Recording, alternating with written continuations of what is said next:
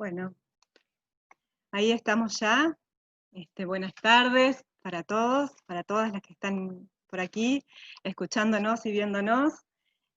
Vamos a presentar hoy este libro de Adriana Montequín, Aprender y Educar sin agotarse, abordajes desde la pedagogía sistémica.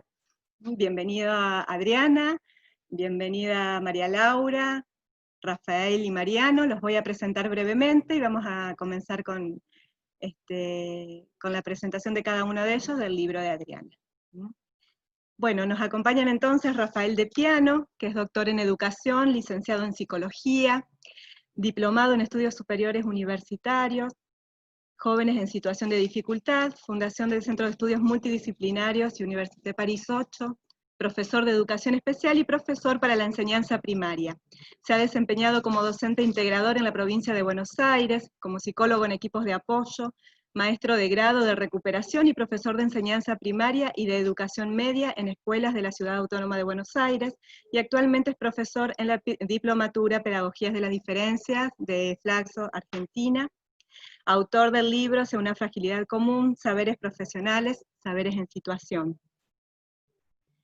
También nos acompaña María Laura Méndez, antropóloga por la Universidad de Buenos Aires, doctora en educación por la Universidad Nacional de Entre Ríos. Ha realizado trabajos de docencia e investigación en ambas universidades, así como también en muchas instituciones psicoanalíticas y pedagógicas. Ha sido decana de la Facultad de Ciencias de la Educación durante 2 periodos, desde el 2002 a 2010. Ha publicado el libro Procesos de Subjetivación, ensayos entre antropología y educación, y es también coautora en una gran cantidad de otros títulos. Y Mariano Narodowski, que es profesor de la Universidad Torcuato Di Tella, fue presidente de la Sociedad Argentina de Historia de la Educación y ministro de Educación de la Ciudad de Buenos Aires. Ha publicado 20 libros y cientos de estudios académicos, ha dictado conferencias públicas y seminarios en universidades de muchos países del mundo. Entre sus últimos libros mencionamos Un mundo sin adultos y El colapso de la educación. Así que le damos la bienvenida.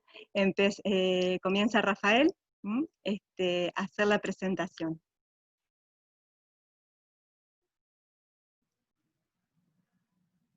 Ahí ya te...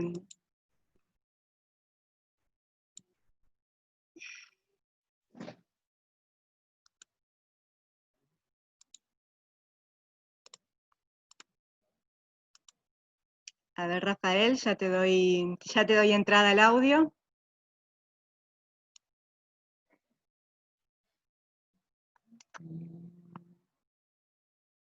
Ay, no sé por qué no te estoy pudiendo... A ver si vos, Rafael, podés desde ahí darle entrada a tu audio. Ahí está, perfecto. Ahí está, bueno, bárbaro. Vos me vas avisando el tiempo, me haces una seña. Perfecto, sí. Bueno, ya estamos al aire, como en los programas. Sí, así es, estamos al aire. Bueno, es muy grato presentar este libro, ¿no? Aprender y educar, enseñar y educar sin agotarse, que, a ver, bueno, que podría tener muchos títulos, por supuesto.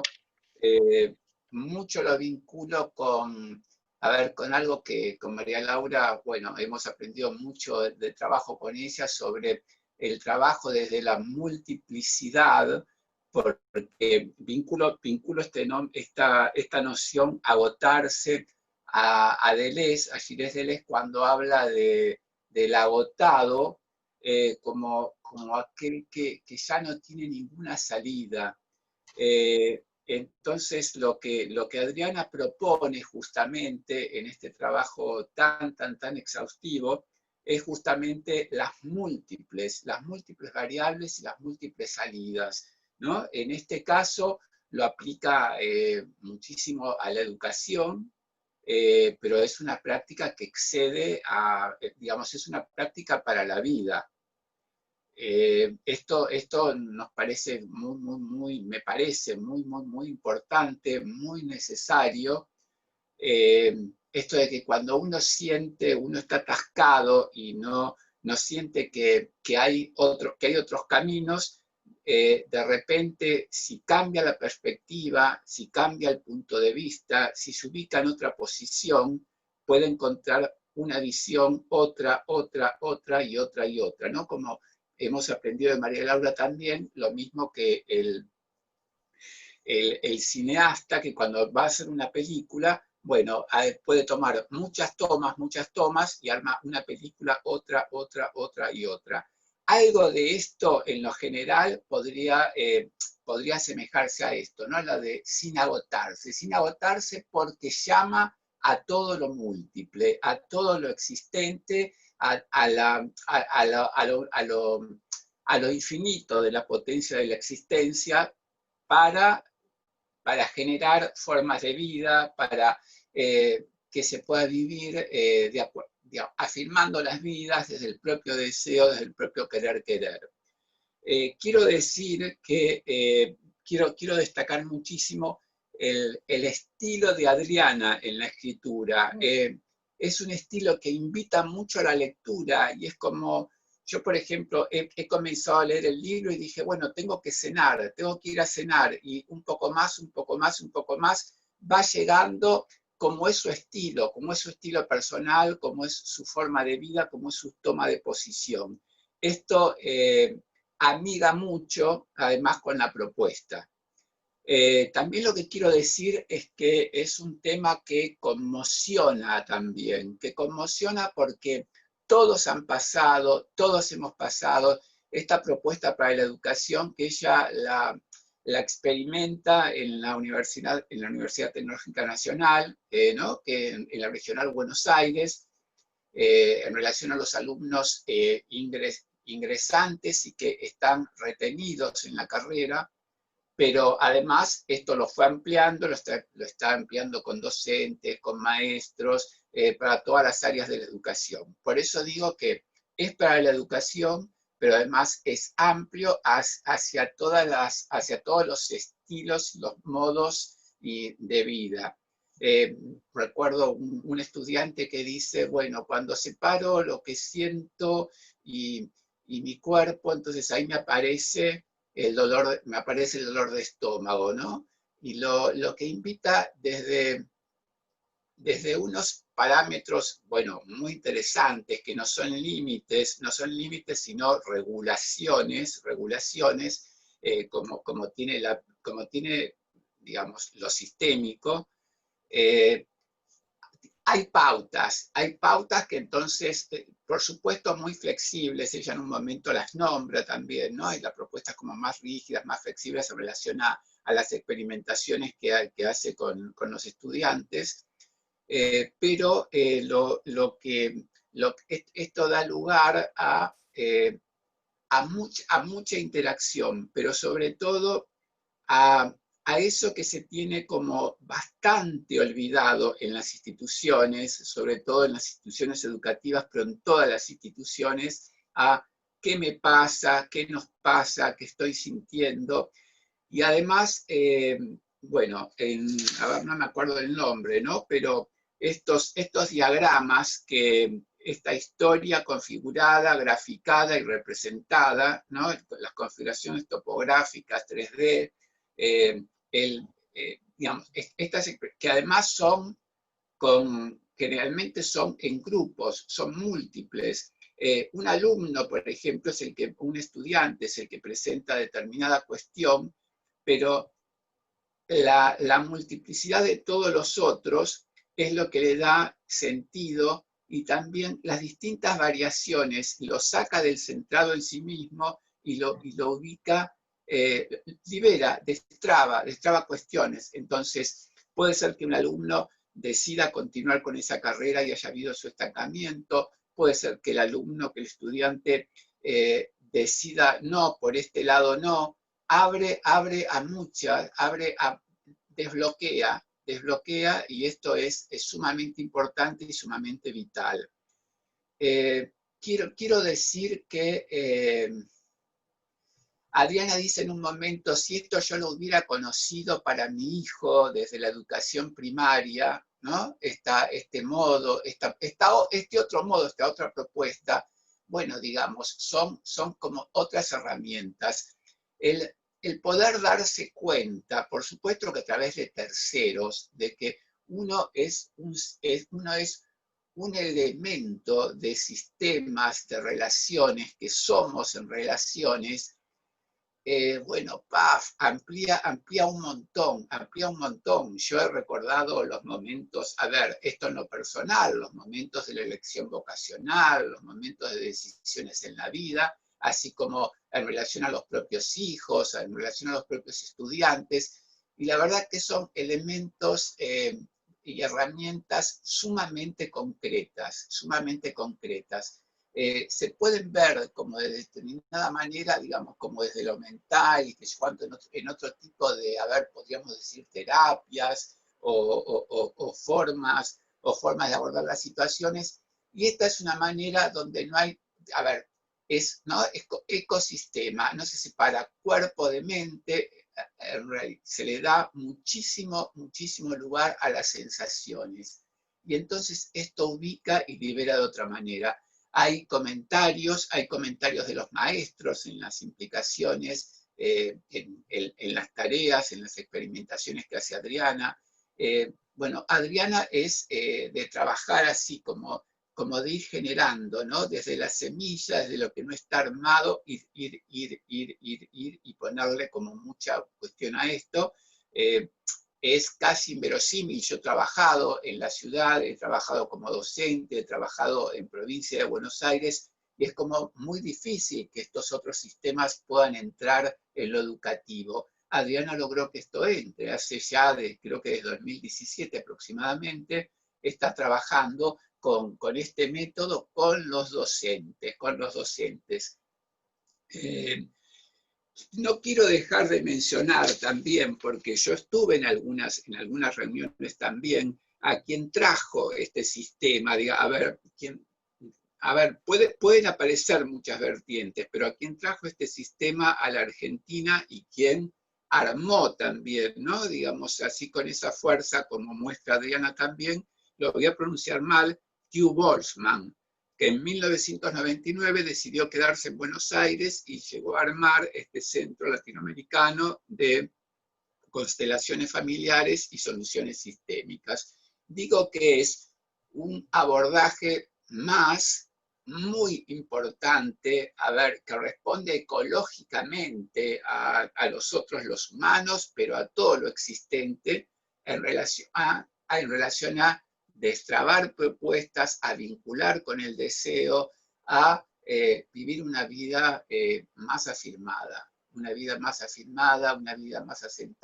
Es muy, pero muy importante, y vuelvo a decir, todos lo hemos vivido. Cuando ella habla de ser un elemento entre las generaciones, y a veces es el estudiante que va a superar a los padres o no, de determinada manera, qué es lo que siente, qué necesita para en esa situación poder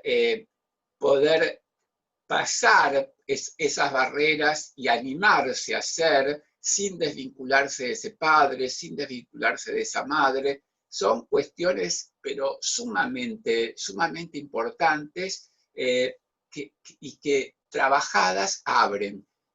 ¿Qué digo de la multiplicidad? En estas constelaciones, en estas ejercitaciones, en estas experimentaciones que propone Adriana, en este trabajo sistémico,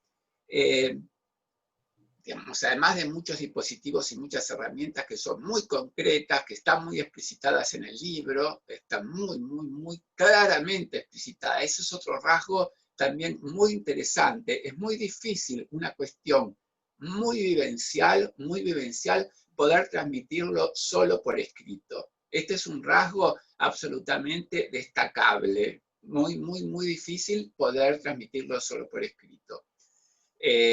Y esto se siente, ¿no? Prueba, digamos, yo que conozco que he conocido el trabajo, que alguna experimentación he participado en la Universidad Tecnológica, cuando lo leí, logré conmoverme solo de la lectura. Lo cual, bueno, justamente esto, digamos, ¿no? Arma, digamos, no separa, ¿no? Sino que amplía y forma parte del universo existencial. Y esta cuestión de que todos somos partes y lo que no se resuelve hasta son cuestiones de generaciones anteriores o posteriores lo que uno puede transmitir. Entonces, compartir esto grupalmente en los ejercicios grupales que se hacen que determinados personajes, que determinado estudiante vivencia de una manera u otra, por ejemplo, la función de padre, la función de un abuelo, la ejercen otros compañeros. Y entonces aparecen de distinta manera, porque justamente son distintas personas con distintos entramados. Entonces ahí aparece lo múltiple y ahí se abre, el estudiante toma lo que le sirve y puede salirse de trabas en las cuales estaba metido, estaba inmerso. Dice Adriana en esto de que pueda seguir formando parte de universidades, de escuelas secundarias. Digamos, en las universidades hay tutorías, es cierto, se puede acudir, pero hay situaciones como muy inhóspitas, son de otro orden. Esto crea una pertenencia muy interesante. Cuando algún estudiante dice, fui a tal sede regional de Avellaneda, bueno, no me acuerdo cuál, y además mejor no nombrar, ¿no? Y bueno, me informaron y me dieron un folletito, pero fui a tal otra sede y entonces me vinculé justo me atendió un estudiante que era del centro, avanzado por supuesto, que era del centro de estudiantes, y ahí fue otra cosa lo que pude ver, percibir, sentir. Estas cuestiones trabaja Adriana en estas constelaciones, por supuesto, además, preocupada por el desgranamiento y la permanencia y el estancamiento de alumnos estancados, en este caso de la carrera de las carreras de la Universidad Tecnológica Nacional, pero es aplicable a toda la educación. Digo esto, como comencé al inicio, esto del agotarse tiene que ver con ampliar, con no poder ver lo múltiple, como que todos somos relaciones y de acuerdo a cómo se cambian los términos de esas relaciones, se puede armar una cosa, otra, pero lo fundamental es que se destraban conflictos, se destraban, se vinculan mucho, produce mucha tranquilidad, produce mucha compañía, produce mucha contención. Uno lo ve en los relatos que comenta Adriana, que además lo hace espléndidamente. Vuelvo a decir, es muy difícil transmitir algo solamente con la escritura del orden de tanta vivencia, de tanto sentir, del orden de qué me pasa, qué nos está trabando, por qué lugar. Quiero decir esto, que es una espléndida propuesta como para todos los educadores que la podamos tener presente, donde todos, además, todos hemos pasado por momentos de desconocimientos, de incertidumbres, de trabas en relación a la educación, a una lección, a una carrera, y por supuesto ni voy a decir en la vida, ¿no es cierto? Pero esto es un instrumento sumamente útil para la educación. Da cuenta de la multiplicidad, da cuenta de que todos somos en relación, da cuenta de que, bueno, si trabajo esos bloqueamientos, la verdad que estoy mejor con todos, estoy mejor con la familia, estoy mejor con el entorno, estoy mejor con el afuera, estoy mejor con mi carrera, estoy mejor con mi profesión y me voy desplegando en un clima de contención, porque el afuera, ¿no? Ya no me es ajeno, el afuera tiene que ver con el adentro, tiene que ver con el reconocimiento, si mi padre me reconoce en tal tarea o no, si eso es lo que me bloqueaba o no. Es una propuesta distinta a cualquier otro tipo, podría decir, de terapia, de actividad en relación a este orden. Bueno, mucho habría que decir, por supuesto, yo señalé muchísimo, lo tengo aquí en la compu como para... Pero el que no trabaja estas cuestiones, la verdad que se lo pierde y la verdad que pierde tiempos de vida y de placer y de vinculación y de conexión, digo, con el querer, con eso que a uno lo entusiasma, con eso que a uno lo afirma, con eso que a uno lo potencia, con eso que genera muchos modos de vida y que esta propuesta no es como para que además sigan solamente en la universidad donde algunos están retrasados, sino para afirmarse en las vidas y que no queden estancados con tal o tal cuestión y esas cosas pendientes. No me acuerdo que en un momento se decía asignatura pendiente o algunas cosas por orden. Bueno, ha pasado por distintas cuestiones esto a lo largo de las trayectorias vitales, ¿no? Pero y además hay regulaciones en el trabajo, regulaciones, digamos, que son como, a ver, no son leyes, pero son determinados parámetros que hacen que sea claro por dónde y cómo trabajar. ¿Cómo estamos con el tiempo? Ya te pasaste. Pensé que me faltaba. Está bueno. Ya hace Ahí, 15 minutos. ¿eh? Hace 15 minutos. ¿Estamos ya? Si querés ir redondeando, cerrando, así le damos paso a María Laura. Quería decir esto, que es una propuesta para no perderse. Todos los educadores, por supuesto, para la vida, obvio, a todos nos va a tocar la lectura. A todos nos toca la lectura de esto. Porque son cuestiones muy vitales con las que uno se encuentra. Ahí Bueno, termino. Rafael, muchas gracias. Le damos, no sé si quieres, Adriana, vos comentar algo, le damos el paso a María Laura. Tendrías que vos activar tu audio. No, que siga María Laura, después yo vemos. Perfecto. Gracias. Gracias, Rafa, gracias, por supuesto, gracias. Después les agradezco a todos. Bueno, ante todo, muchas gracias por la invitación a presentar este libro. Muchas gracias a la editorial Lebrija, que como siempre da cabida también a iniciativas múltiples hace muchos años. En realidad Rafael ya dijo todo, ¿no? Este es un problema, porque ya dijo, me parece que ya entusiasmó suficientemente para la lectura del libro. Y estoy de acuerdo absolutamente con lo que dijo Rafael. Yo quisiera hacer algunos señalamientos de lo que a mí me despertó el libro, de lo que a mí me hizo pensar el libro. Por un lado, pienso que esta propuesta de Adriana, que parte de una propuesta de una pedagogía sistémica, por un lado, por el otro lado, nos da a conocer algunos capítulos de lo que fue su tesis de doctorado, en relación a todo el trayecto de la universidad, sobre todo el inicio de ese trayecto, como una nueva forma de individuación de los estudiantes que ingresan en cualquier carrera, en este caso el análisis hechos en la Universidad Tecnológica, en una carrera que ofrece dificultades, como las carreras de ingeniería. Entonces, ¿cómo se van transformando? Evidentemente, poniendo los términos claros de procesos de individuación de Silver-Simondon, me parece que en ese sentido esta relación es excelente. Y hace una tercera relación, ¿no? Como ya muy bien lo explicó Rafael, con la idea de las constelaciones, la idea del trabajo en constelaciones familiares. Entonces me parece que este texto es una especie de ejemplo de lo que es una cartografía, de cómo distintos aspectos que en principio no están relacionados se pueden hacer relaciones sumamente interesantes.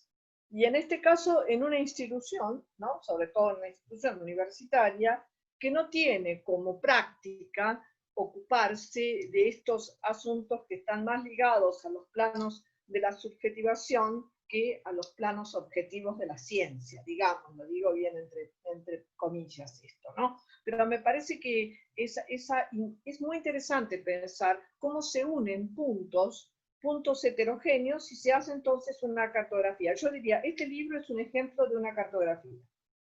Es ejemplo también de que una teoría no se trata de pensar las teorías en términos aplicacionistas. No hay una aplicación de la teoría a determinada cuestión, sino que hay una interrelación permanente entre esto que se vive, en estos problemas que se viven, en esto que, como decía muy bien Rafael, en esto en el que alguien está atascado, ¿no? Y cómo el estar atascado no permite ver otros puntos de vista. Justamente una de las funciones de la cartografía es ver otros trayectos posibles. Entonces acá habría dos trayectos posibles, uno en relación a esta nueva concepción pedagógica, esta pedagogía sistémica, que de hecho de por sí ya está hablando de una multiplicidad, como nos decía Rafael, pero de una multiplicidad y una relación de una determinada configuración, ¿no? De elementos, que va a dar una configuración distinta. Esta relación dará una configuración distinta. En ese sentido, me parece que es muy interesante la propuesta de esta manera de pensar la pedagogía. Y por otro lado, yo insisto en esto, la posibilidad de pensar la trayectoria estudiantil como proceso de individuación o como proceso de subjetivación. Momento que, como decía Rafael, hemos pasado momentos muy difíciles, pero también es como para preguntarse, pero ¿cómo no se plantea esto en toda institución educativa? ¿O acaso no somos conscientes, los que nos hemos dedicado toda la vida a la educación, que estamos conformando subjetivamente y que esto es una responsabilidad ética? Entonces, me parece que lo que señala este trabajo es justamente eso, estar en una institución educativa, incluso la universitaria y los otros niveles también, implica una gran responsabilidad social y por lo tanto una gran responsabilidad ética. Me parece que en ese sentido Adriana daría como, dice, bueno, a ver, no es que hay que aplicar esta teoría, no es cuestión, insisto, en aplicar esta teoría, sino que hay que pensar la perspectiva y hacerse cargo y carne de esta perspectiva para poder trabajar con ella. Esto es lo que hace, me parece, lo que dice Rafael, que el libro entusiasma. El libro entusiasma por eso, porque no se trata de que nos está contando una teoría, sino se trata de efectuaciones que produce alguien que está convencido de una teoría, no importa cuál, y que con esta teoría trabaja, con esta teoría opera, y evidentemente pasa, no se sabe por qué, que cuando a uno le sucede esto, produce efectos, ¿no? Los efectos que ha producido Adriana están claros en el texto, con los testimonios de los alumnos. Entonces yo diría que a su vez esta cartografía tiene esta otra etapa, que es haber aplicado en un proyecto de investigación, haberlo trabajado en un proyecto de investigación. Los que hemos hecho investigación en la universidad sabemos lo que esto significa, sabemos los esfuerzos que significa, sabemos lo que significa prepararlo, convencer a otros de que esto puede ser una investigación, etcétera, etcétera. Todo este esfuerzo está muy bien plasmado en el texto sin que para nada resulte agotador. Al contrario, es por el estilo de escritura, que como dijo Rafael, entusiasma y en realidad uno casi, yo diría, lo lee sin querer, porque no lo lleva a la lectura, mientras uno va leyendo lo va llevando, y eso es muy interesante en un texto, ¿no? Por último, yo querría decir algo que desde ya es una mirada antropológica, que nunca lo había pensado tan claramente como después de leer este texto, ¿no? Que es que cuando se habla de constelaciones familiares, con la teoría que esto significa, ¿no? O apoyado en la teoría que significa, y pensando que su creador esto lo creó en África, con su experiencia etnográfica en África, justamente pensé, qué importante entender cuando esto tiene muchas dificultades para hacerse, como pasa muy especialmente, yo diría en América Latina, pero muy en especial en Argentina. Porque en la Argentina aparece, o mejor dicho, más que aparece, está ausente algo que a lo mejor podríamos pensarlo que hace síntomas, sin que esto pueda ser enunciado. Me refiero a que para muchos nos es muy difícil hacer este trabajo de constelaciones, porque no tenemos la menor idea de nuestros antepasados, porque los relatos se han perdido. Y me refiero especialmente a todos aquellos que tenemos o tienen en sus antepasados indígenas o negros. estos eran relatos prohibidos. Acá hay una narración interrumpida, y esto me parece que hace síntoma, y es interesante tenerlo en cuenta. Puede hacer síntomas, como siempre, de diversas maneras, ¿no? Pero en muchos casos pasa que fueron los idiomas indígenas, fueron idiomas prohibidos. Hay testimonios de mucha gente que decía, no me dejaban hablar en la escuela con mi idioma guaraní o mi idioma quechua o el que fuere, y en mi casa tampoco me dejaban hablar, aunque mis padres lo hablaban. ¿Por qué? Porque estaba mal visto, porque hay toda una cuestión de denigración de las culturas después llamadas originarias, para disimular un poco, pero solamente para eso. Y esto hace síntoma, y hace síntoma porque hay un hueco, hay un agujero, ahí no hay relato, fue interrumpido este relato. Por eso me parece interesante pensar el trabajo de las constelaciones teniendo en cuenta esto. Y lo mismo pasó con, o tal vez peor, no sé, en algunas zonas peor, en otras no, con descendientes de los negros. En la Argentina, claro, se soluciona rápido porque no había negros, no hay negros, se dice, ¿no? Evidentemente los negros desaparecieron de los censos, como desaparecieron también los indígenas. Ni siquiera figuran en los censos. Si ni figuran en los censos, mucho menos van a figurar en los relatos familiares. Tuve la oportunidad de trabajar con gente que era descendiente de algunos habitantes negros, sobre todo de la zona del litoral, y que lo descubrieron muy tardíamente, lo descubrieron casi en la vejez, porque se lo habían negado. E incluso habían negado a tal punto que las fotos en su familia no existían porque estuvieron destruidas. Entonces, me parece que así como hay una especie de agujero, de hueco, de ansia en esos antepasados, indígenas o negros, bueno, por supuesto también lo hay en los relatos. Entonces, es muy interesante pensar la diferencia entre trabajar en un lugar en donde esto es parte de la vida, porque están presentes, en una forma de presencia-ausencia, que nosotros casi desconocemos, y en los lugares en donde esto está ausente, porque, insisto, no hay ni siquiera imagen ni relato. Y después me parece muy interesante la última que había señalado Rafael, que yo diría que es la característica de todo el libro, ¿no? Cómo hacer de una institución o una tarea que siempre estuvo señalada por el esfuerzo y el sacrificio, como si esto fuera el valor único, un lugar de hospitalidad. Un lugar de hospitalidad que es el lugar, que es lo que deberían caracterizar a cualquier educación, a cualquier instancia de la educación, ¿no? La hospitalidad que se le debe brindar a los que llegan a este mundo tan complejo. Y si no, no hay otro lugar en donde se transmita, en la modernidad, no hay otro lugar donde se transmita ese saber de producción social. No hay otro lugar de producción social, es el único.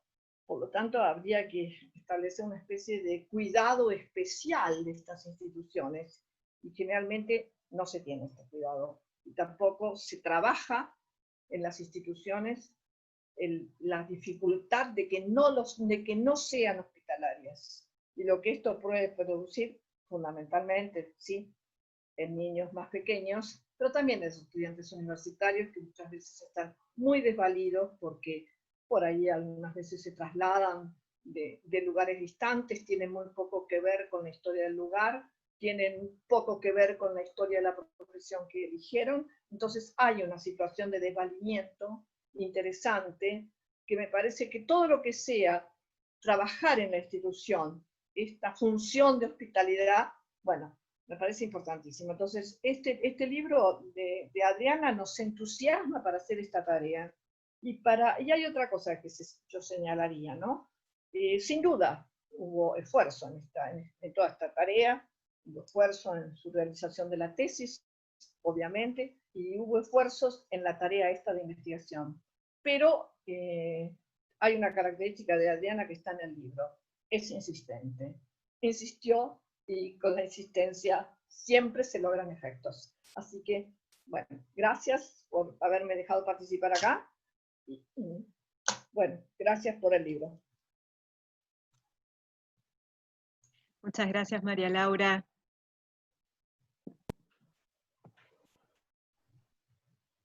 Adriana, vos tendrías que activar tu Ah, sonido. Ahí está. sí, que Ajá. quería agradecerte, María Laura, y bueno, les voy agradeciendo, me encanta. Gracias por el trabajo que se tomaron. Lo dejo a Mariano. Bueno, le damos paso a Mariano entonces. Bueno, muchas gracias. Primero, Adriana, muchas gracias por invitarme a la presentación de tu libro.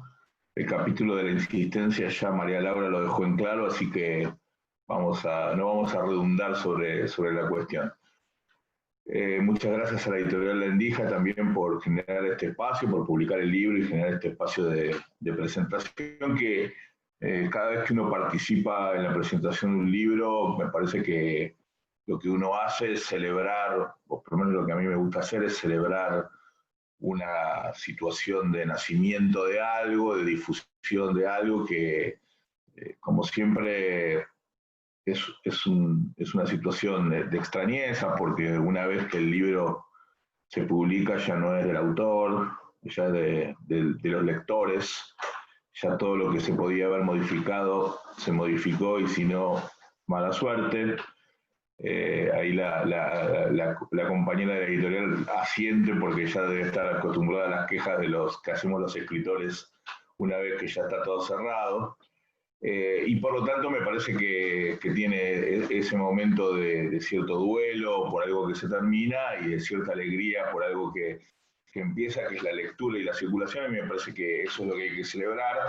Y siempre me veo una dificultad que es que hay que tratar de no spoilear demasiado el libro, dejarlos con la intriga. Yo creo que tanto Rafael como María Laura lo han hecho. Espero poder estar a la altura. Ahí vi en el Facebook, vi que ya está el link para comprarlo, así que me imagino que debe estar saturada la página de la editorial con gente tratando de comprarla. Me parece muy bien. Bueno, yo dirigí la tesis de doctorado en la Universidad Torcuato Di Tella de Adriana. La tesis de doctorado que dio lugar a este libro no es exactamente lo mismo, es una consecuencia de la tesis, pero es mucho más que la tesis. Y en todo ese proceso yo aprendí mucho, incluso más de lo que hubiera querido tal vez, porque el planteo original del trabajo tenía que ver con, para decirlo sucintamente, la típica investigación de trayectorias de estudiantes en la universidad, de por qué abandonan o por qué se retrasan en sus estudios. Hay muchísimas investigaciones sobre eso.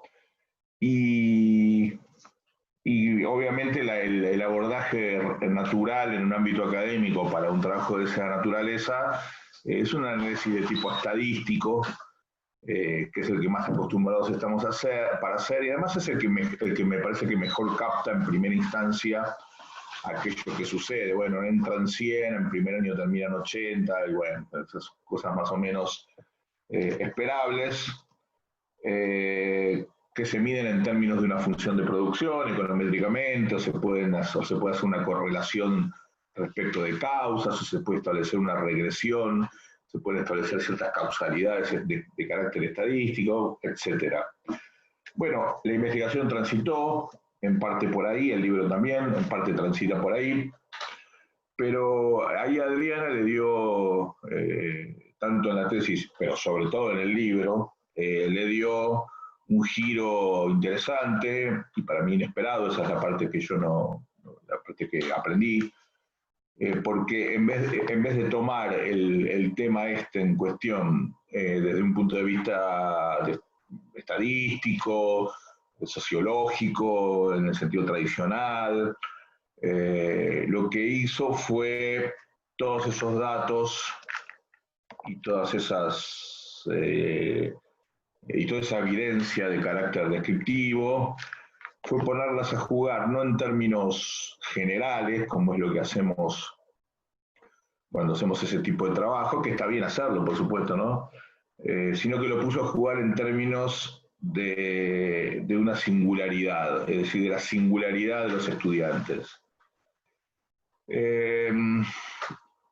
Y ahí lo hizo jugar, no meramente en términos de las percepciones de los estudiantes, que eso también hay bastante literatura sobre eso, sino en términos de una comprensión, y creo que Rafael lo dijo un poco antes, de su pasado, de su entorno, de su familia, para entender en esas vivencias íntimas de los estudiantes, en ese proceso histórico de su propia vida, en esos vínculos que se establecen o que no se establecen, poder establecer una mirada por eso más profunda de la situación y poder construir algunas herramientas para poder compensarlas, subsanarlas, mejorarlas, superarlas, pongan el verbo que quieran.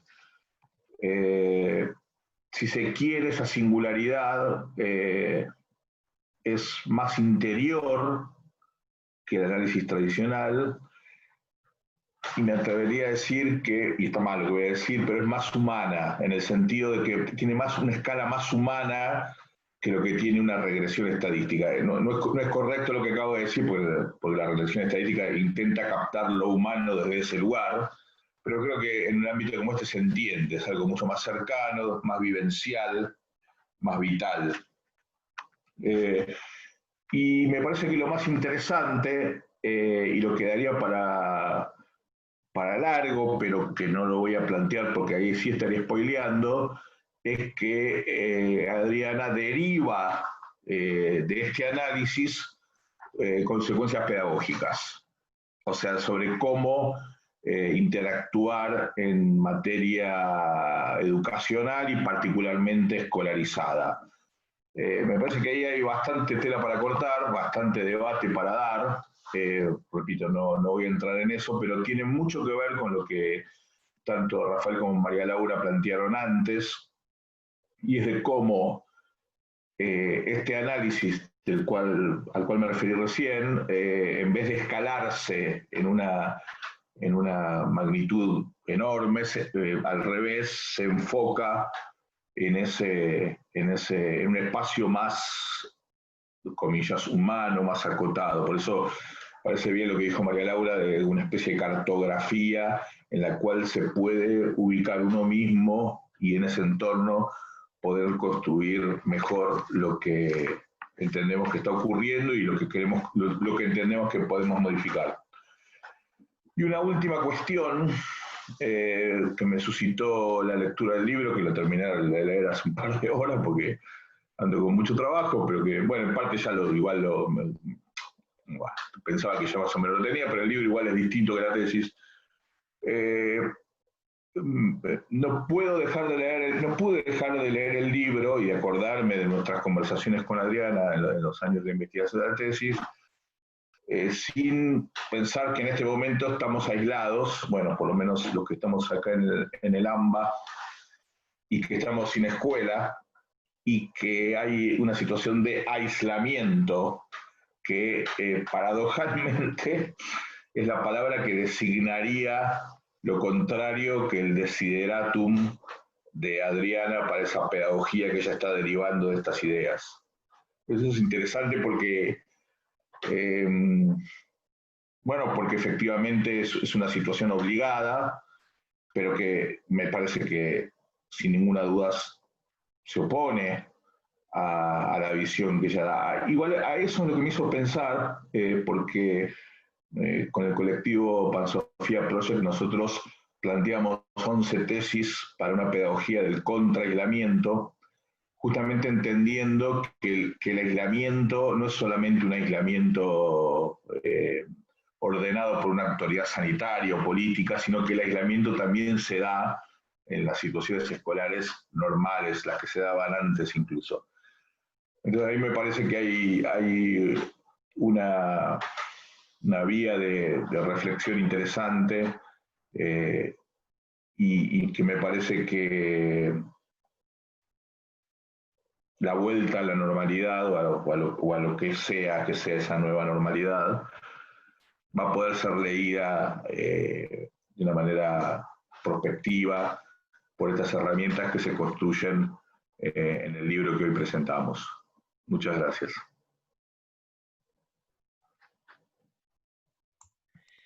Gracias, Mariano. Muchas gracias. ¿Me toca a mí? Te toca, Adriana. Todo tuyo. Bueno, desde ya que lo primero que quiero es agradecerles a la Endija que me recibió amorosamente, de una, y también por compartir el editorial con Rafael. Me encanta que los dos hayamos sacado nuestras producciones con la Endija, y eso todo lo hace como mucho más amoroso, si querés, ¿no? Más amigable, ¿no? Y María Laura también. Y María Laura que también, así que digamos que estamos ahí en casita, ¿no? Anidando un poquito, ¿no? Y con Mariano, que bueno, que realmente me acompañó, que es testigo de mi insistencia, digamos. Y unos cuantos más, ¿viste? Tengo unas cuantas familiares que dicen de mi intensidad y de mi insistencia. Es un rasgo, no sé si será por Leonina o por Montequín, no sé bien por dónde me viene, pero es así. Sí, reconozco que para animarse a hacer lo que yo estoy haciendo hay que ser insistente, kamikaze o algo, o no sé, algo hay que ser raro, ¿viste? Porque efectivamente, bueno, yo les agradezco mucho, me encanta, bueno, las referencias, a veces me da un poco de apuro pensar que los hice trabajar, ¿no? Pero bueno, por ahí es el trabajo inevitable de quien escribe y vuelca algo que le va a dar un trabajo a otro, ¿viste? Así que, así como me avergonzaba que mi jurado leyera la tesis, también siempre me da cosa, ¿no? Pedir esto, pero bueno, me alegro que lo hayan leído. Y, ¿qué puedo decir? Digo, sí, como yo cuento en el libro, en este trabajo yo junto todo, diría, ¿no? Está toda mi vida en un punto ahí, hasta lo que pude ir haciendo, y están plantadas las semillitas para lo que voy a seguir haciendo, ¿no? Hasta, porque a mí me permitió, cuando yo encontré el tema, que era la pregunta, y una pregunta que, como señala Mariano, yo sabía, digo, me fui encontrando, yo la descubrí, digo, ¿por qué el 70% de los estudiantes abandona, ¿no? Para mí fue una novedad cuando yo me la encontré por razones de trabajo, pero había muchos que ya la habían encontrado antes, porque yo vengo de la historia, no venía de la educación. Pero yo a eso le sumé las otras preguntas que otro recorrido mío me traía, que es la filosofía sistémica, la filosofía de Bert Hellinger, y entonces realmente yo siento que yo soy tributaria a Bert Hellinger, y a través de él, yo llegué a él por bueno, quien mencionaba Rafael, que es Steve Boltzmann, con quien yo me formé en este campo, en esta filosofía, hace ya casi 17 años, ¿no? Entonces, todas las preguntas y la manera, diría, diferente en que yo abordé el problema de la deserción y el estancamiento en los estudios universitarios es tributario de esta mirada. Y no solo, digo, es el puntapié inicial, pero la verdad es que hubo un montón de otros autores que me fueron acompañando, pero las lecturas que yo fui haciendo en torno a este problema fueron en la medida, me servían en la medida en que me llevaban a pensar al sujeto como yo siento que lo piensa Bert Hellinger, ¿no? Como a alguien que es un punto de intersección en un conjunto de relaciones. O sea, no, para mí, desde que yo conocí este trabajo, es clarísimo que yo no puedo pensarme ni puedo pensar al otro si no lo pienso en sus relaciones. Y eso tiene una inmensidad de potencia, como aprendemos con Spinoza, con Deleuze, ¿no? Rafa y María Laura, porque lo que yo quería hacer, digo, bueno, si esto es un problema, y yo sabía que la sociología ya había encontrado muchas variables para describir el problema, pero mi intención es ver cómo busco soluciones, y cómo las busco, en todo caso, desde la institución, como decía María Laura. Yo creo en las instituciones, creo en la educación, y creo que hay para muchos, el camino es la institución, la educación en las instituciones. Y eso es lo que tenemos que defender. Entonces, para mí es un desafío. Cuando un alumno se va, se le va a la institución, y es una herida que le sucede. Y nosotros contemplamos cómo 70% de los estudiantes pasan y se van, y seguimos como tan campantes, ¿no? Entonces, para mí, si bien yo sabía que era un tema muy trajinado, bueno, pero seguía sin resolver, digamos, ¿no? Y no quiere decir que yo venga a traer la solución, pero a mí me interpela como docente. Yo he sido docente en la universidad 30 años, y desde que jardín de infantes en Salita de Cuatro, nunca salí de una institución educativa, y sobre todo de las públicas, ¿no? Entonces, mi intención era, por un lado, comprender el fenómeno y meterme ahí de lleno en el campo, con los estudiantes, con la institución, pero pensar estructuras, mecanismos, dispositivos para acompañar ese proceso y que salieran adelante, ¿no? Que para el lado que fuera, como lo decía Rafael, no es obligación hacer una carrera universitaria ni hacer ingeniería, es hacer lo propio, encontrarme con lo propio, y por ahí lo propio es irme, pero me quiero ir y no pensar que ese joven se va durante 20 o 30 años, piensa que se fue de la universidad, porque lo que yo encuentro en las historias de vida es eso. Encontrás una persona que hoy tiene 50, 60 años y siente como una daga el que se fue, en algún momento hay algo que no terminó, ¿no? Entonces, tanto las historias que quedan truncas como las que podrían seguir, ese es mi problema, les diría yo.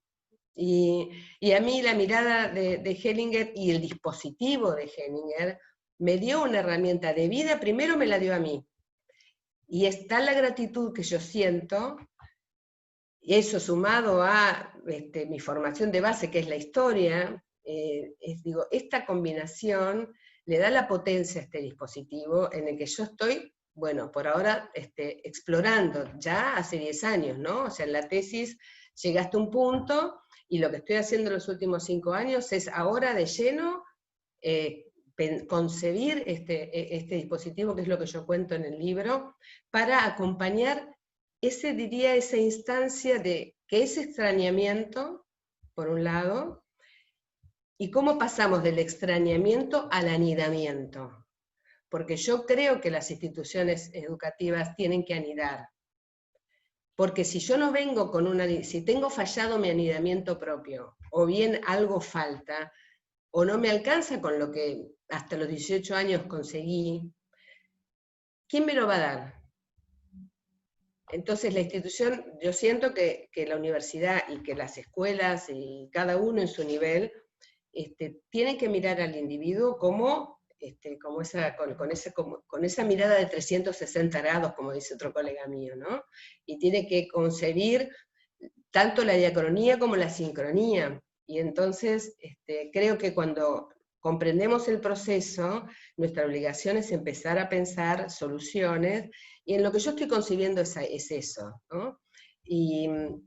Y creo que cuando algo falla en el origen, que es un poco lo que yo empecé a ver en la tesis, que había ciertos orígenes que causaban problema, que hay ciertos roles, cierto modo de ubicarse el sujeto en su entorno de origen, que es trasladado a los otros instituciones, a las otras relaciones.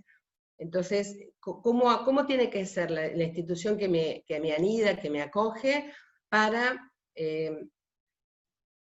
dar una vuelta a eso con lo que vengo, ¿no? Entonces en eso es lo que estamos trabajando, y yo siento que lo que tenemos que construir es anidamiento por los pares. O sea, la institución tiene que ser una institución que te recibe y que te ofrece no solo la currícula, no solo el aula, no solo la clase de apoyo de matemáticas si venís con un mal secundario, la biblioteca, los libros, todo lo que haga falta, pero además te tiene que recibir como un ser humano complejo, en tu inmensidad. Y para eso tiene que tener en cuenta que somos cuerpo y alma. O sea, somos cuerpo, y a eso alude las referencias que hacía Rafael, ¿no? O sea, somos cuerpo, y a mí para eso me empezó a habilitar Spinoza. Cuando yo empecé a estudiar Spinoza hace 8 años, digo, acá está. esta es la base. Alguien pensó eso, ¿no? Y como dice Deleuze, Spinoza pone en un plano de igualdad el cuerpo y la mente. Y eso a mí me habilita a decir un montón de cosas y a entender a Hellinger también, ¿no? Entonces, si ya lo decía Spinoza en el siglo XVII, que tanto el cuerpo como el alma están en un pie de igualdad, y que eso forma parte de un paradigma que se perdió en el tiempo y que ahora, ya hace varias décadas, que por muchos lados se viene rescatando. Spinoza, los que recuperan Spinoza son unos, pero son un montón, Deleuze, qué sé yo, hay un montón, que yo ni conozco. Entonces, digo, yo lo que necesitaba es que alguien me habilitara a poner el cuerpo en cuestión, poner el cuerpo en juego. Y el dispositivo en el que yo estoy trabajando como herramienta de investigación y como herramienta de autoconocimiento que yo se las ofrezco, se las muestro, digamos, a los estudiantes, tiene como ese corazón, ¿no? Es lo que no sabemos, ni cómo llegué a la universidad, ni tengo muy claro por dónde voy, ni sé muy bien con qué cuento como recursos, ni por qué estos son mis obstáculos y no otros. Yo invito a que lo miremos desde el cuerpo. Que sea el cuerpo el que empiece a poner esa palabra que todavía no tiene palabra. Que empecemos a contar una historia, porque yo encuentro muchos relatos, los estudiantes todos tienen más o menos unas explicaciones de por qué les va como les va, y los docentes tienen explicaciones de por qué les va a los chicos como les va, o a los estudiantes como les va. Y siempre está la culpa, por supuesto, afuera, ni que hablar. Entonces yo lo que digo es, ¿cómo hacemos para salir de ese círculo vicioso en donde parece que está todo explicado? En donde parece que estamos todos condenados, en donde cuando yo me encontré con uno de los autores que trabajo en el texto, que es Charlotte Beltrán, siempre se me cruza el nombre con el apellido, pero bueno, es un educador francés, que justamente él busca ese punto donde los reproduccionistas de Bourdieu y de Passerón para acá encuentran que sí, que es el origen cultural de los niños y de los jóvenes, y es la educación de los padres lo que va a marcar bastante a fuego las posibilidades que va a tener un joven de acceder a la educación y de permanecer. Lo que yo me preguntaba, junto con Charlotte Beltrán, es, bueno, y los que les pasa diferente, y los que vienen con ese background y sin embargo les va mal, y los que vienen de orígenes humildes como yo, que mis padres venían no habían superado el secundario incompleto, y si había algo que yo recibí de mis padres es que había que educarse, que había que estudiar, y los tres hermanos no hemos hecho otra cosa que estudiar. Entonces digo, ¿qué pasa cuando el origen no me está marcando tanto, ¿no? Y cuando me marca, ¿cómo hago para dar una vuelta e inventar otro posible, ¿no? Como diría Rafael. Yo creo que el camino de unir el cuerpo con la cabeza y de pensarnos como sujetos complejos, de pensarnos como sujetos que tenemos un montón de partes y que a lo mejor lo que hay que hacer es conectarlas, que yo me tengo que encontrar con otro para poder recibir lo que tiene para darme, pero para eso tengo que estar disponible. ¿Cómo hago para ser disponible? Una de las claves que yo encuentro de la mano de Hellinger es decir, voy a mi historia, voy a ciertos aspectos de mi biografía que me están poniendo las anteojeras, que me están formateando las relaciones que tengo, que deciden hacia dónde va mi mirada y hacia dónde no va. ¿Quién me siento yo en este lugar? ¿Cuáles son las redes de las que tengo conciencia y cuáles las que no me estoy habilitando, ¿no? Por eso una de las cosas que a mí finalmente, una de las cuestiones que encuentro ahí, por ahí, yo me spoileo a mí misma porque lo hago todo mal, pero digo, bueno, creo que las claves es, para poder armar otros posibles, para poder cambiar el relato, ¿por dónde empiezo? Empiezo por darme cuenta que, bueno, que si mi papá tuvo tal o cual relación conmigo, ya no voy a poder hacer nada, yo creo que hay ciertos datos de la biografía que son datos duros y que no vamos a poder cambiar. Hay ciertos encuentros que se dan cuando llego a la universidad, docentes, falta de condiciones de disponibilidad de quien me recibe, impedimentos materiales que tengo para ser un estudiante a tiempo completo, que no voy a poder cambiar, pero sí hay algunas cosas que podemos cambiar, y es ahí donde yo encuentro como el lugar por donde cortar, por donde meterme, la endija. Por eso me encantó el nombre de la editorial, porque yo creo que el trabajo de nosotros es encontrar la endija, por dónde me meto, y por dónde me meto para mí es el modo de mirar, el modo de relacionarme, y dónde yo me ubico en la relación. Y esas son cosas que son formas que podemos cambiar. No somos esencia, no somos esencia, somos un modo de existir. Y si yo trabajo mi modo de existir, cambio la realidad, creo otra perspectiva y hago otra historia de mi vida. Y es en eso en lo que yo creo y en lo que yo siento que soy militante, si quieren, ¿no? Y para eso hay que detenerse un momento. Hay que habilitar el cuerpo, hay que habilitar las emociones, hay que escucharse, hay que aprender a escuchar. Si yo aprendo a escuchar, entonces puedo cambiar lo que miro, cómo me relaciono y dónde me ubico en la escena.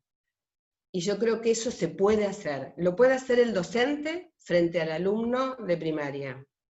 Lo puede hacer el docente frente al alumno de secundario. Y lo puede hacer también el profesor universitario, pero por sobre todo, que fue mi foco de trabajo y es donde ahí estoy indagando, lo puede hacer un estudiante.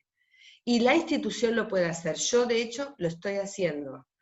Y lo estoy haciendo en esta virtualidad, porque cuando empezó mi nuevo proyecto de investigación este año, y me agarró la virtualidad, digo, bueno, voy a tener que esperar, no puedo hacer los laboratorios, porque mis laboratorios son todos presenciales. Bueno, cuando la cosa se prolongaba, agarré el equipo y digo, bueno, vamos a largarnos. Y nos estamos largando, y lo estamos haciendo.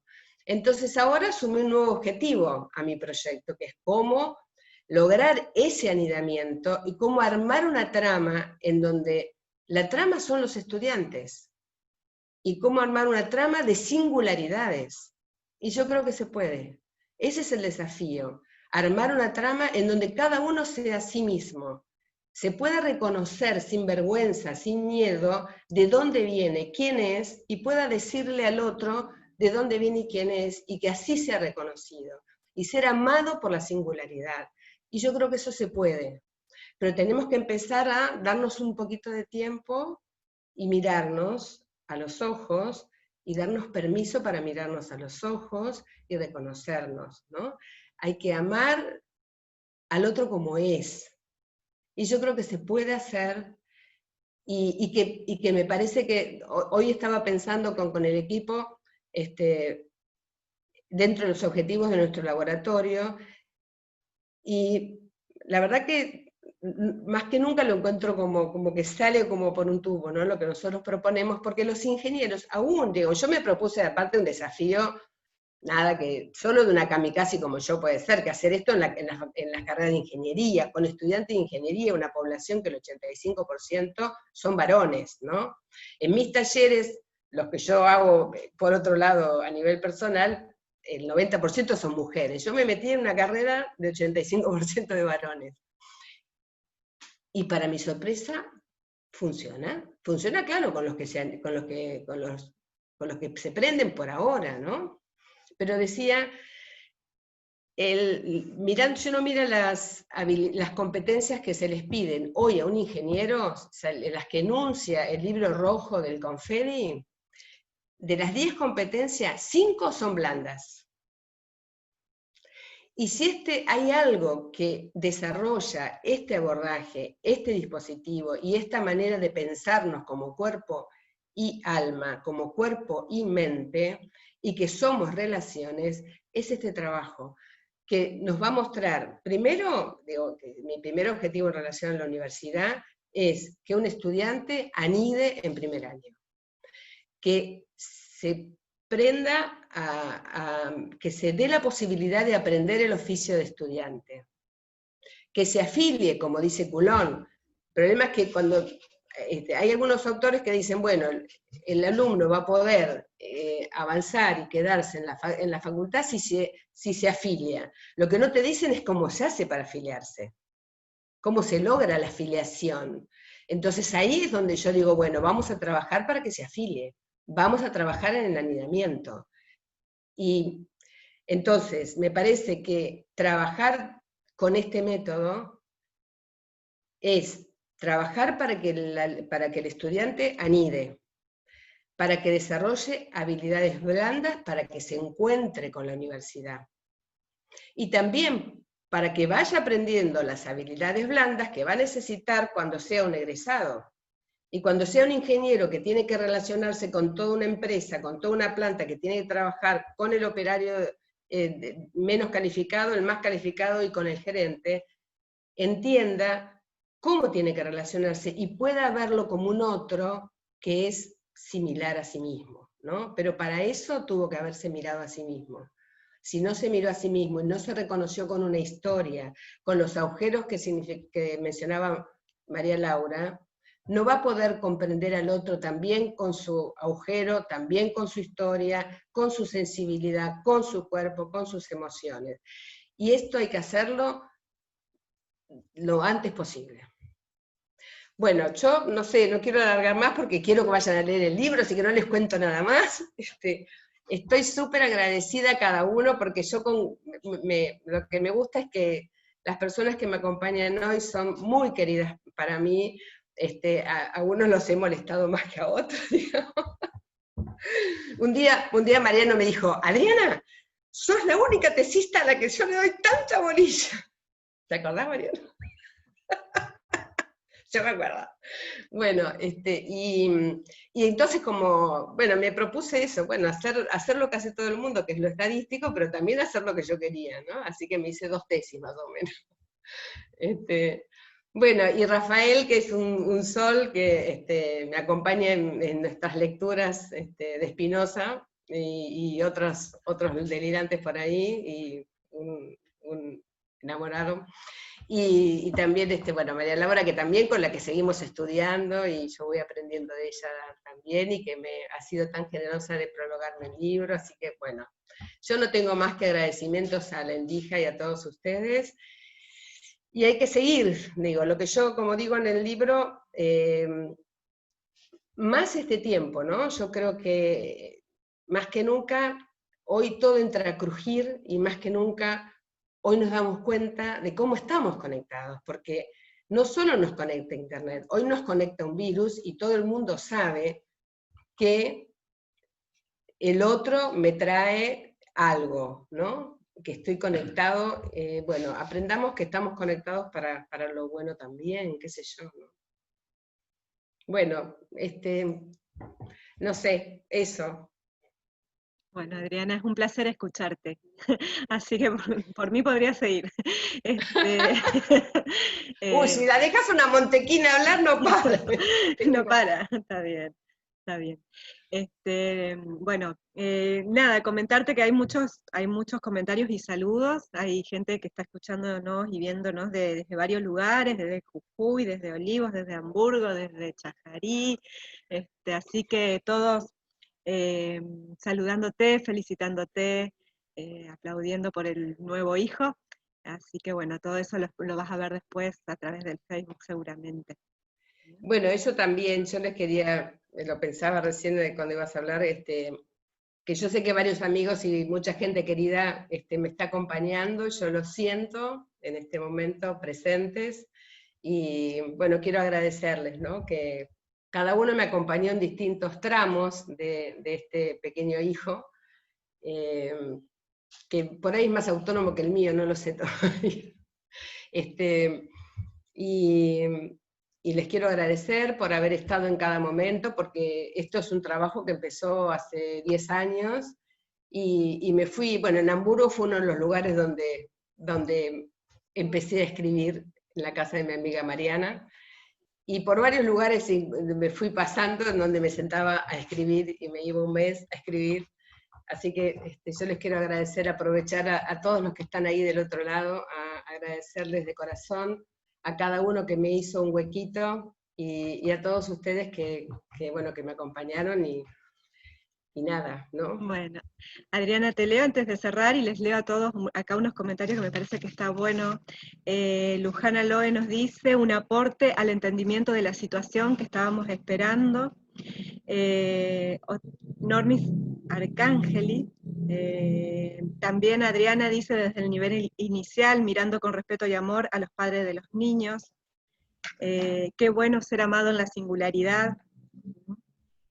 Después tenemos Ángela que nos dice, felicitaciones, con esta mirada amorosa solo me dan ganas de leer el libro, me veo de alumna y qué bien me hubiese hecho que me vean así. Bueno, algunos de los aportes y de las resonancias que ha tenido la gente que te está escuchando. Hay una cosa que yo no hice mención y que ahora que lo decís, Belés, no quisiera ser injusta, porque bueno, yo hablé centralmente del foco donde está el libro, que es el trabajo con los estudiantes, ¿no? Pero yo también me propuse que esta mirada llegara a los otros niveles, que es ahí donde yo empecé a estudiar, donde empecé, en verdad, yo cuando me formé en la especialización en pedagogía sistémica, me formé con gente que trabajaba esta mirada en otros países, ¿no? Porque en nuestro país todavía no se ha desarrollado, pero sobre todo en España, en México y en Alemania, en los niveles iniciales y primario y secundario. Yo me propuse llevarla a la universidad, pero después di la vuelta, ¿no? Entonces me propuse continuar un trabajo que ya habían iniciado otros aquí, que luego se interrumpió, y llevar esta mirada a las escuelas, a los docentes, y también tuve la fortuna de que el Ministerio de Educación de la Ciudad de Buenos Aires admitiera el proyecto, y desde el año 2016 que estoy capacitando docentes en esta mirada, y esa es una de las experiencias que cuento en el libro. Y este camino que empezó en el Centro Bergeninger de Argentina, ahí empezamos la primera formación, y luego seguí por el lado del ministerio, ¿no? Así que a estos docentes, que hay muchos que están acá seguramente, y que me siguen acompañando en las formaciones y en los grupos de supervisión, también les quiero agradecer, porque hay unos cuantos que se animan, y que van descubriendo cuántas cosas se pueden aprender, y cómo pueden aprender a mirar a un niño desde este lugar, y cómo aprender, quisiera decir una cosa más para cerrar, porque esto lo llamo sin agotarse, ¿no? Lo que decía Rafael, el curso que yo doy en el ministerio, mira, este nombre sale del nombre que le puse al curso, ¿no? En el Ministerio de Educación, que era cómo aprender, cómo educar sin agotarnos, ¿no? Y muchos docentes yo les preguntaba, ¿qué es lo que les atrajo a este curso? Porque en verdad no es algo medio nuevo, y yo hablo de pedagogía sistémica. Entonces, lo que más les resonaba era la palabra agotarse. Por eso me pareció que, bueno, por ahí iba el nombre del libro, ¿no? Porque lo que le pasa a los docentes es esta situación. Y a mí me parece que algunos de los conceptos y de los criterios y de la mirada que aportan tanto Hellinger como los otros filósofos en los que yo me baso, nos dan criterios para saber dónde están nuestros límites, y como decía antes, dónde mirar.